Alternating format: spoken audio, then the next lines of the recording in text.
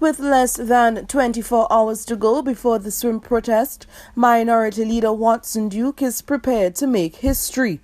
At a press conference held at the Scarborough Jetty on Sunday morning, Mr. Duke, despite being cautioned by the Coast Guard and a few expert divers against this sort of action, said he's ready for the challenge. By any means necessary, and we will hold fast to that. The idea is not to prove that you're the best swimmer out to make the Guinness World Book of Records, but the idea is to ensure that Tobago is placed on the national agenda. And if nothing is done within short measure, short order, what will happen? We may actually be forced to swim and go back to trading using fisher boat, canoes, etc. But the journey wouldn't be in vain, as he said his team intends to carry goods to Trinidad as well as take items back to Tobago.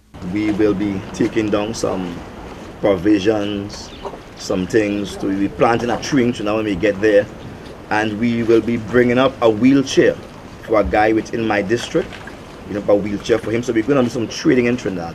We'll also be taking letters to Trinidad, to Caribbean Airlines, and to the Port Authority of Trinidad and Tobago, requesting meetings with the Minority Council of the THA, so as to ensure that even the minor people who were excluded from the Prime Minister's meeting would have a voice to us.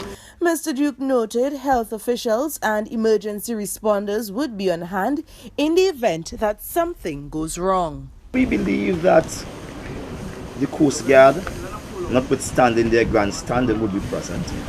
We believe that TEMA would be present, and we believe that all of the regional health authorities would be present.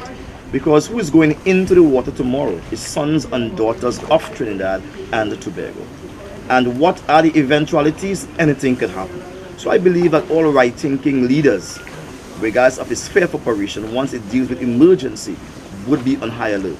He said persons would have to wait until Monday to see who else would be taking part in the swim protest.